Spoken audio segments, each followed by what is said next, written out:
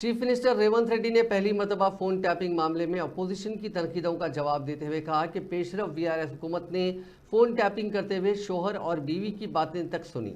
उन्होंने phone tapping मामले में साबिक वजीर तारक रामाराव की तनकीदों का जवाब देते हुए कहा कि इस तरह की ओछी हरकत करना मुनासिब नहीं है।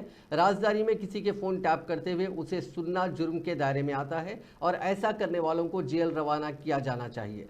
रेवंत रेड्डी ने कहा कि फोन टैपिंग मामले की जामे तहकीकात की जा रही है और इस मामले में मुलविस तमाम अफराद के खिलाफ कार्रवाई की जाएगी। इस मौके पर चीफ मिनिस्टर ने दावा किया कि महबूब नगर काउंसिल के इंतखाबात में कांग्रेस पार्टी 200 वोटों की अक्सरियत से कामयाबी हासिल करेगी। गांधी भवन में पार्टी कायदीन के एक इजलास से खिताब करते हुए उन्होंने कहा कि लोकसभा इंतखाबात में महबूब नगर में कांग्रेस को नुकसान पहुंचाने की साजिशें की जा रही हैं। बीआरएस पार्टी बीजेपी से मिलकर महबूब नगर में कांग्रेस को नुकसान पहुंचाने की तैयारी कर रही है। रेवंत रेड्डी ने सवाल किया कि महबूब नगर जिले से कई वर्षों तक नुमाइंदगी करने वाली DK अरुणा ने इस जिले के लिए क्या काम किया।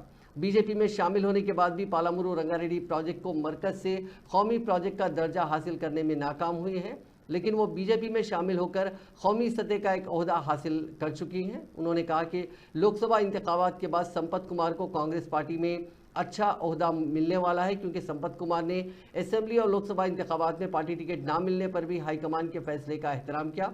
इसी दौरान रेवंत रेड्डी ने आज निजामाबाद पार्लिमानी हल्के के पार्टी कायदीन के साथ एक इजलास मुनक्किद करते हुए निजामाबाद के कांग्रेस उम्मीदवार और रुकने काउंसिल T जीवन रेड्डी की कामयाबी के लिए मुत्तहदा जद्दोजहद करने का मशवरा दिया। इस इजलास में रियासती हुकूमत के मुशीर बराए अक़लियत व दीगर तबकात मोहम्मद अली शब्बीर, निजामाबाद जिले से ताल्लुक़ रखने वाले दीगर कायदीन और अरकान मुखन्नना शामिल थे।